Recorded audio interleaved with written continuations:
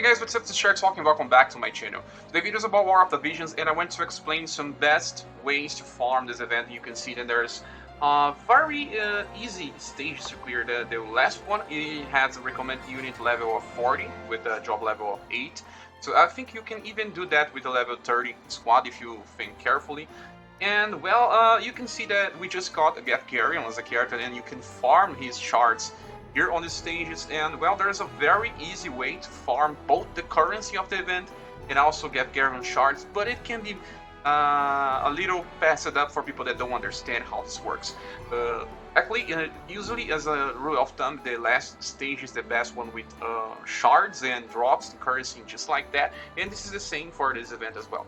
So you have to farm Lionel Castle Interior, the last stage from the event. And there is something that you have to understand. You see that this stage has Gaffgarion shards. We have Gaffgarion now, and we also need to get more levels with Gaffgarion. And even though if you don't want to use him right now, you still have to level him up because of the missions. Let me just show you guys. We got some missions with challenge board. You see here challenges. There are some missions for leveling up Gaffgarion. You can see you have to click on this one here, and it says you even have to awaken him. So let me search for level up Gaffgarion 1, and then there will be the second one. You have to get more levels with Gaffgarion. So let's just try to. The other one is not unlock it yet because I didn't finish the first panel, but it's okay. So that's only the reasoning for having Gaffgarion on the squad, even if you don't plan on using him. But I don't understand if you want. If you don't want to use him, because he's a very special, strong character that's free to get. So leveling him up is actually killing two birds with a single stone.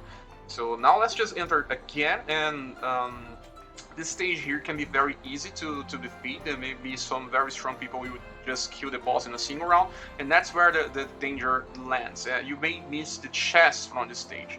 So I don't want to rely on any companion because my squad has to be self-sustainable and just deal with everything as fast as possible, because, well, you will see why. Let me just embark on this stage. It's everything on auto, so it's easier to understand when your squad is running auto, because most of the farming on this event and on this game overall has to be farmed on auto, or else you just waste way too much time playing the game.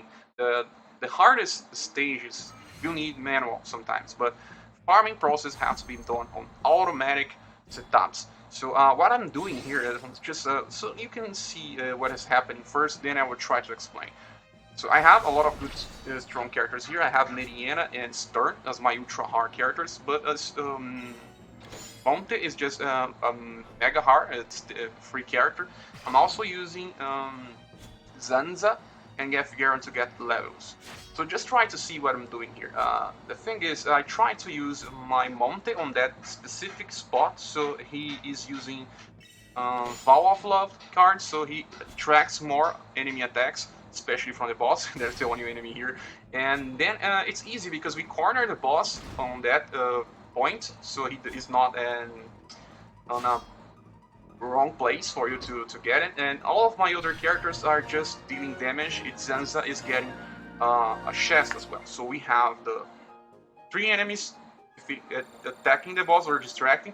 Monte is distracting, but once he gets damage, he will change the boss. Mediana and Stern are dealing damage, and then we just getting the 2 chests and the drop from the boss. The boss will drop these medals, the Final Fantasy Tactics event medal, and it's this very important item to get all of the good things from the event.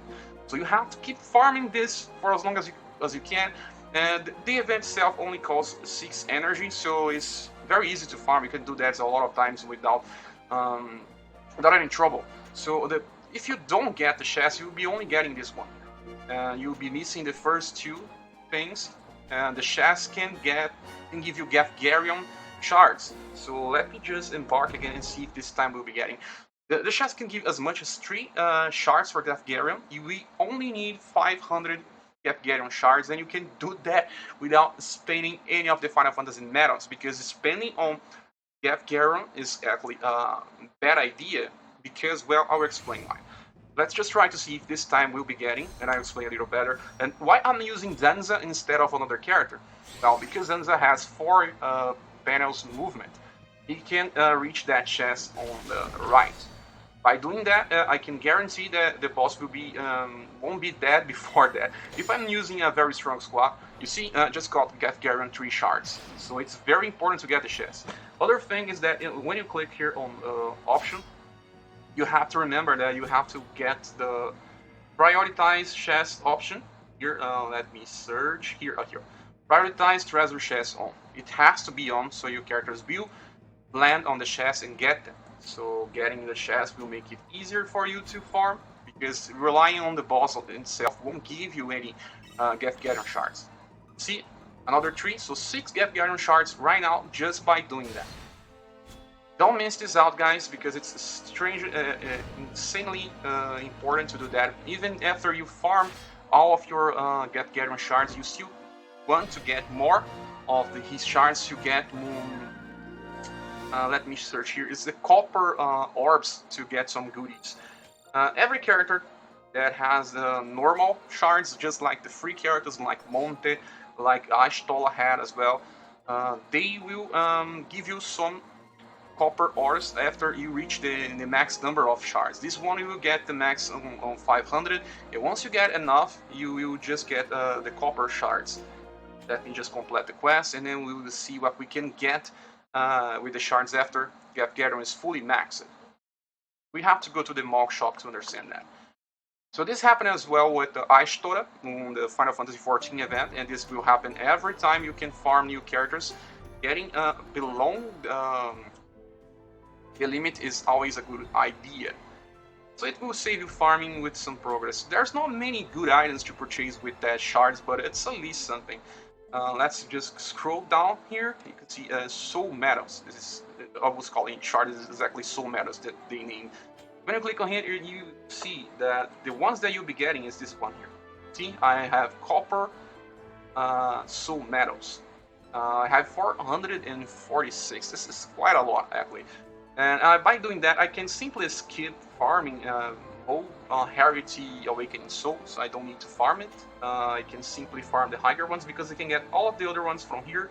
And also Copper Vision Sphere is very needed for you to awaken some specific vision cards that are normal Heritage. There are some good cards that are of normal Heritage. I don't have every one of them, but they can be very useful in some situations like this one here. You can see this one is not exactly one of the best, but it can be useful sometimes depending on the content.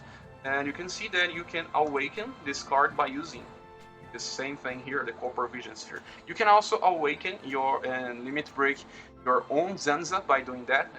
You can use Gaffgarion to awaken your Zenza if you're not purchasing Zenza shards. I still recommend you getting Zenza shards because it's just a so low price that doesn't really make any difference purchasing or not. And you can purchase Zenza shards here. As you can see, I have this on the shop. I just got Zenza. It will be the same thing when you reach the max potential of Monte. As soon as you get 500 shards from Monte, you will start getting the same thing. On the Mog shop, you will get that Vision Soul Sphere. That there are just so many names that soul metals. You'll be starting to get soul metals as well, and it's very nice that you do that because it can help you reduce some farming with the low materials, okay, and get some of the normal Heritage Vision Spheres done. So well, this is my idea for you, my advice: just farm correctly the last stage so you can get some of the materials for of the shards for Gaffgarion and save of the currency of the event, because here you can see, let me just get to the Mog shop for Final Fantasy Tactics. Some people may spend their currency getting Gaffgarion unit shards. It's just such a waste to do that because you can easily farm 500 in like 2 or 3 days and save all of these precious items here. You can see people that do not try to do that the correct way will spend a lot of the currency just without any need.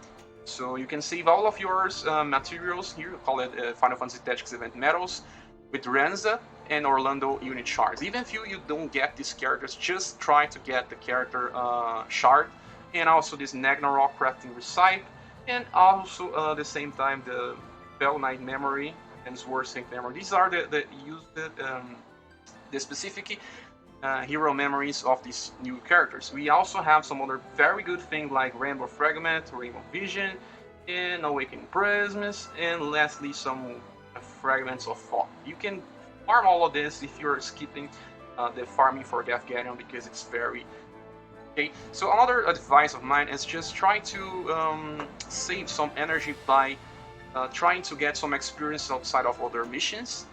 We have some missions that some requires awakening, some requires limit break that will give you some rank experience. And when you get a rank level up, you get more energy. So try to do that to save some energy. Here I will get 500 experience just by doing this collecting 30 units. We have a lot of freebies, summons, so you all get some of these missions done. See, I got my rank from 46 to 49. So just look at how much energy I have now. So I will just keep farming for this stage till I get my next Gaffgarion.